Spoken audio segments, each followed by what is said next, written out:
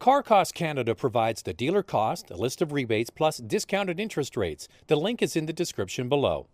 Here's the Volvo V60 Cross Country. V60 was introduced not that long ago, and now they've come out with the more rugged and capable looking and feeling vehicle called the Cross Country. Volvo's done this way back, I think about 20 years now. Along with Subaru, they basically helped pioneer this whole category of vehicle. So you take a station wagon, which I love, you raise it by 2.5 inches or 66 millimeters, you add cladding on the bottom. This car has a unique front fascia and a unique rear bumper with Cross Country across the back, and that gives you the different attitude from the basic V60. I call one the dress shoe, that's the regular station wagon, and this is kind of the cross trainer or the hiking boot, if you will. So that extra 66 millimeters of ground clearance might not sound like a lot, but if you go into deeper snow, say skiing into your chalet, your cottage or your cabin, going onto a gravel road, this is kind of welcome. But for a lot of people, it's just the look. It looks meatier, more capable, more utility-like. So let's get in, go for a drive, we'll talk about the inside and explain how this is different from the V60.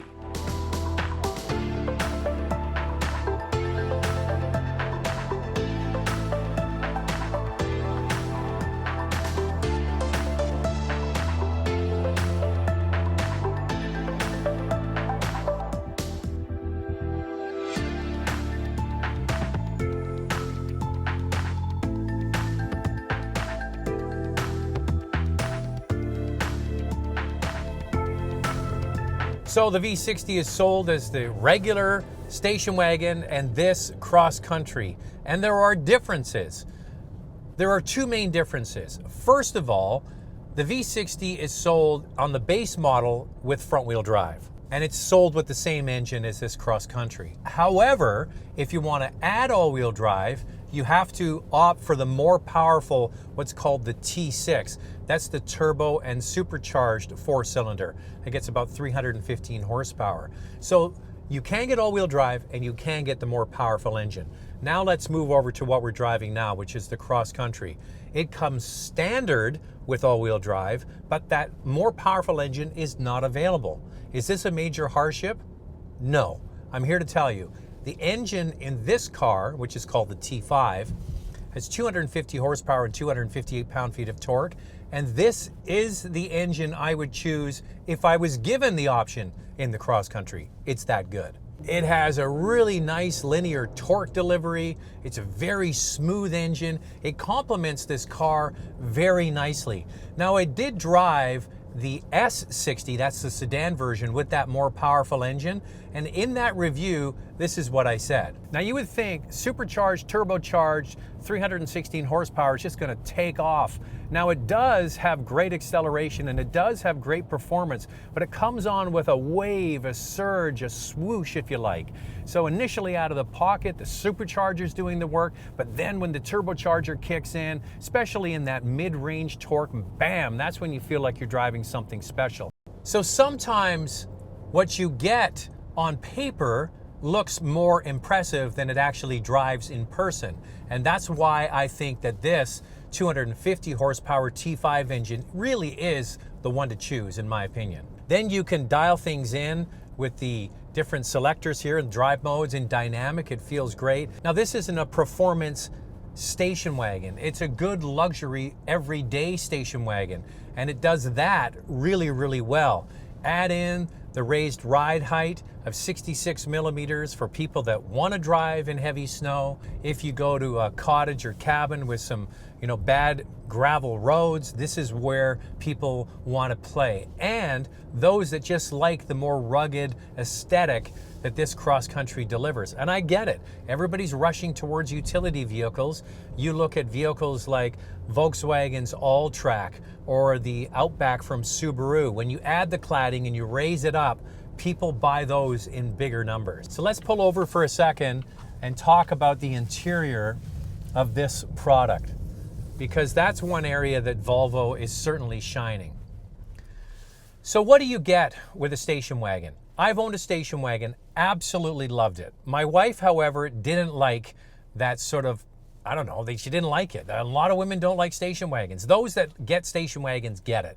And here's the thing. The space you use on the inside is usable space. A lot of utility vehicles have extra height inside the cabin, but you don't use that all the time. When you open up the hatch of this, the cargo area is long, it's wide, you need to take something bigger, you can fold the seats down, you've got plenty of room for cargo in the back. What you give up is just some height, and you don't use that all the time. So everyday usable space, I think this car's got it covered. Then you get the back seat. When you get in, there's plenty of leg room. There's plenty of headroom sitting behind where my seat is set for the driving position, and it's comfortable. It's sort of a mid-size luxury car, would compete with the 3 Series from BMW and the C-Class from Mercedes-Benz. Then you move forward, and it's the Scandinavian luxury that they're trying to achieve here with a simple, clean sheet. Now, one trend we're seeing in the car industry is to offer what are called vegan interiors, which means no leather. So this car is available with cloth and vinyl seats, or you can offer the full leather experience. Now, I have to say that the infotainment screen in this car isn't my favorite in this class. However, with everything, you become familiar. The good news is Volvo has increased the processing speed, so it's much quicker. It's a simple execution. I prefer a rotary dial situation in the middle, but as I mentioned, you get used to anything. In behind the screen is an optional 12.3-inch digital cluster. And here's the thing, when you get into the options of these Volvo products, you start to see them breaking it down, and the options can get expensive. For example, heated steering wheel and heated rear seats are part of a cold weather package, so you pay extra for that. If you want to have keyless entry and not push button start, but this toggle start, that's another package. Then you want to add in some advanced safety features. That's another package. Now, Volvo isn't the only one that does this. Other companies do it as well. So they're not the only guilty party, but it can up the price of this vehicle quite a bit. All right, back on the road here for final thoughts. The one thing I have to commend Volvo on is the engine is very smooth. The transmission is very smooth. You get that standard all-wheel drive, and the ride is very comfortable as well. It's a very good combination of getting some feedback to the driver, so that's there, but also the luxury side of things. I think they've done a good job. This is a car that is going to be very comfortable to drive every single day, and if you do a longer road trip to go skiing, everybody inside is going to be comfortable. So is it going to be the performance choice? No. If you want a performance wagon, you're going to get a C43 AMG. If you want a good all-rounder, this is going to be definitely an alternative to buying an Outback or an All-Track and getting more luxury. I think that's where they're playing with this car. Here's the other thing. At the end of 2019, Volvo's getting rid of the V90, the large station wagon, and the V90 Cross Country, which I think is a shame because that is a beautiful car. So this is kind of the Goldilocks. It's going to appeal to a wide range of people, and if you get this car, I think you're going to be happy with it. It's very comfortable.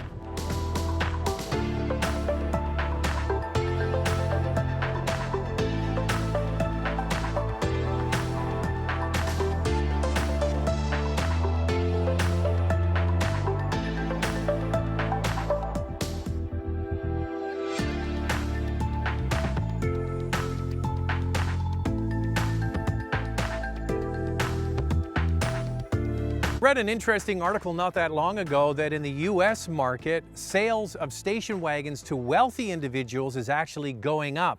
And it might be because Volvo is introducing some great wagons. They had the V90 and the V90 Cross Country, and now the V60 and V60 Cross Country. And these vehicles appeal to somebody that maybe has had a utility for years and wants to drive something different. And you'll need to have some money in the bank to get this. In the Canadian market, it starts at roughly $49,000 plus a bunch of different packages. It's easy to get this car into the upper 50s and even the low 60s if you fully equip it. I do like it. Actually, it was on the calculator, the configurator, before I picked this car up, and I actually configured it very similar to this with the metallic white paint, the 20-inch wheels, and the light color interior. A nice looking car, great driving. No T6 available yet. We'll have to wait and see if that develops, but this is a different take on a utility vehicle. It's more up my alley. Car Cost Canada provides the dealer cost, a list of rebates, plus discounted interest rates. The link is in the description below.